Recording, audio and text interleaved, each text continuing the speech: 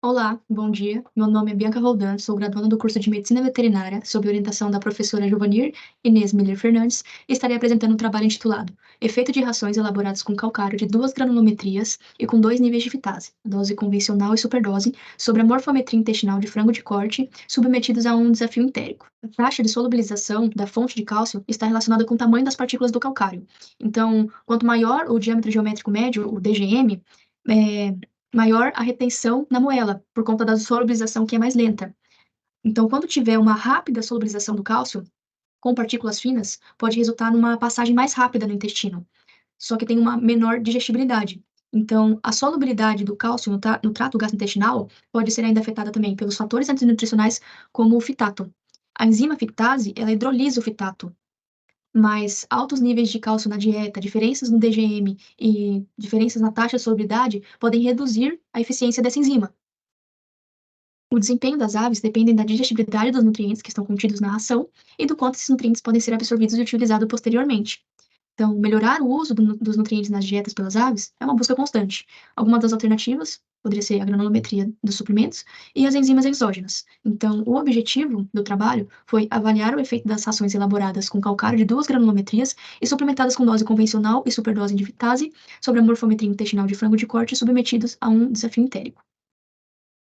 O experimento foi conduzido no Biotério Experimental da Universidade Federal do Paraná, setor Palotina. Foram utilizados 768 frangos machos da linhagem Kobe.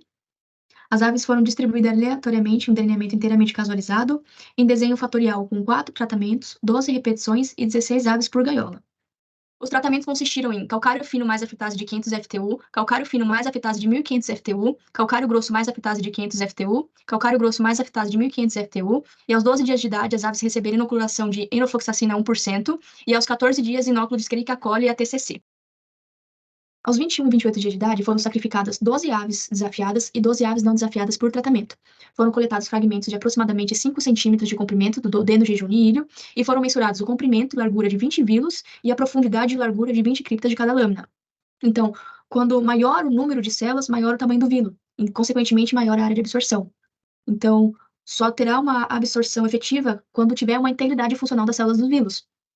Já os resultados foram obtidos e tabulados e analisados utilizando a análise de variância, a NOVA, o procedimento GLM e o programa estatístico SAS. A tabela 1, intitulada Morfometria da mucosa intestinal do duodeno jejuníveo de frangos de corte aos 21 dias de idade de aves submetidas ou não ao desafio, as aves desafiadas não tiveram alteração na morfometria do duodeno, mas as aves apresentaram maior profundidade de cripta e menor relação vilo-cripta e menor área de absorção na mucosa do jejuno. No ilho foi observado redução da altura dos vilos e menor relação vilo-cripta e menor área de absorção. Aos 28 dias de idade, as aves desafiadas apresentaram maior profundidade de cripta e menor relação vilo-cripta na mucosa do duodeno, do jejuno e do ilho. Em 21 dias, não houve diferença significativa em nenhum dos parâmetros avaliados. Aos 28 dias de idade, as aves desafiadas foi observada apenas interação significativa da fitase e da granulometria de calcário para a área de absorção da mucosa do duodeno. O desdobramento da interação mostrou que a suplementação das dietas com 500 FTU da fitase resulta em maior área de absorção apenas para calcário fino.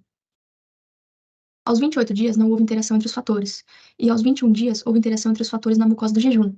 Foi observado maior área de absorção das aves que receberam dietas elaboradas com calcário grosso, e foi observado também interação da fitase e granulometria de calcário na relação vilo-cripta. Na tabela 6, o desdobramento da interação mostrou maior profundidade da cripta com o uso da fitase superdose associada com calcário de menor granulometria. Na tabela 7, o desdobramento da interação fitase e granulometria do calcário mostrou que o uso da fitase superdose associada com calcário grosso resultou em maior relação vilo-cripta na mucosa do jejuno das aves desafiadas. O desafio experimental afetou negativamente a morfometria do trato digestório das aves, independentemente da granulometria do calcário e da inclusão de superdose de fitase. Mas a associação do calcário fino com 500 FTUs teve uma melhora na morfometria intestinal na área de absorção do duodeno aos 28 dias. Assim como a granulometria grossa associada ao maior nível de fitase melhorou a relação vilo-cripta do jejum aos 21 dias. É importante que as empresas associem as doses de fitase ao tipo de granulometria de calcário, uma vez que isso pode afetar os parâmetros intestinais, independentemente do desafio. Obrigada pela atenção.